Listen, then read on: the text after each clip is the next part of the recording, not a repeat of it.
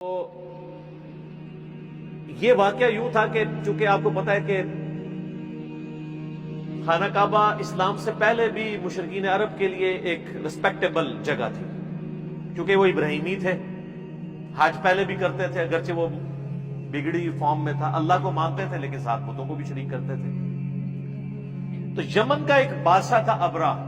وہ کرسچن تھا، وہ جیلس ہوتا تھا، اس نے بھی یمن کے اندر ایک کعبے کے مقابلے پہ ایک بلڈنگ کھڑی کی اور ارادہ کیا کہ لوگوں کو اس طرف مائل کیا جائے کہ وہ یہاں پہ بھی آیا کریں حج کے لیے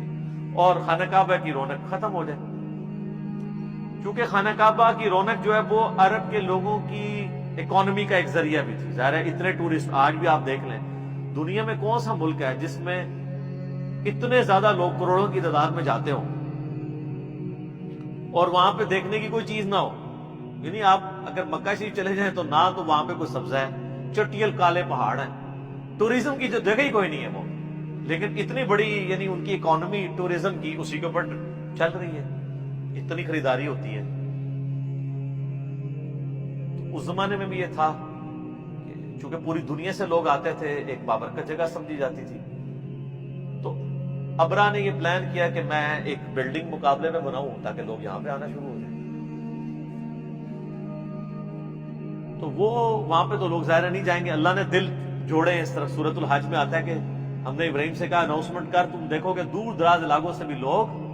پتلے پتلے اونٹوں پہ بیٹھے، یعنی اونٹ بھی پتلے ہو جائیں گے سفر کرتے کرتے اور وہ یہاں پہ پہنچیں گے۔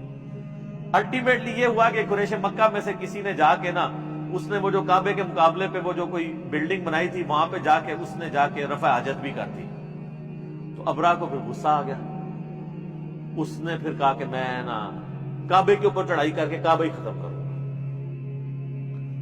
اس کے لیے وہ ہاتھیوں کا لشکر لے کے آیا اور یہ ایک معجزانہ واقعہ تھا۔ اللہ تعالیٰ نے اس سال کو ایک منسوب کرنا تھا اس چیز کے ساتھ، ادروائز تو بعد میں صحیح مسلم میں آتا ہے یزید نے بھی کعبے پہ چڑھائی کی ہے، خانہ کعبہ کی ایک دیوار بھی ڈیمیج ہوئی، غلاف کعبہ بھی جل گیا، اس کے بعد حجاج بن یوسف نے بھی یہ کیا۔ اس وقت تو کوئی اللہ تعالیٰ کی طرف سے غیبی مدد نہیں آئی ہے، حتیٰ کہ بخاری میں آتا ہے قرب قیامت پہ کالا حبشی پتلی ٹانگوں والا کعبے کی اینٹ سے اینٹ بجا دے گا۔ تو دنیا کو اللہ نے بقدر ایفرٹ رکھا ہے۔ وہ ایک ہی واقعہ ہوا تھا، آگ بھی ایک ہی دفعہ ٹھنڈی ہوئی ہے حضرت ابراہیم کے لیے، بعد میں تو صحابہ کرام آگ میں جلائے بھی گئے۔ تو وہ جب لشکر لے کے آیا تو اللہ تعالیٰ نے پرندوں کے چھوٹے چھوٹے پرندے ابابیل بھیجے جنہوں نے زمین سے کنکریاں اٹھائیں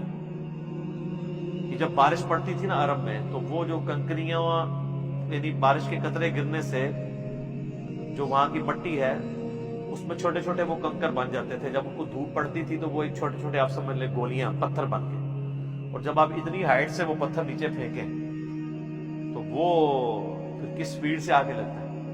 یہ تو اللہ نے معجزہ کیا ہوا ہے کہ جو آپ کی بارش نازل ہوتی ہے نا، اگر اس میں جو اولے ہیں یہ بھی اس طریقے سے آگے پڑے نا تو یہ تو سب کچھ ڈیمیج ہو جائے، اس کی سپیڈ کنٹرول ہو جاتی ہے۔ اللہ نے ایسا سسٹم رکھا ہوا ہے اس میں۔ تو وہ آسمان سے ابابیلوں نے وہ کنکریاں پھینکی، اتنی اوپر بلندی سے جب کنکریاں آگے گریں گی تو وہ جس چیز میں پڑیں گی ظاہر ہے وہ تو گولی کی طرف لگے گی، تو وہ ہاتھیوں کو بھی انہوں نے ڈیمیج کر کے زخمی کر دیا اور لاشیں ہاتھیوں کی بکھری پڑی ہوئی تھی۔ آج بھی اگر آپ میدان عرفات سے مزدلفہ کی طرف پیدل راستے سے آئے نا تو وہ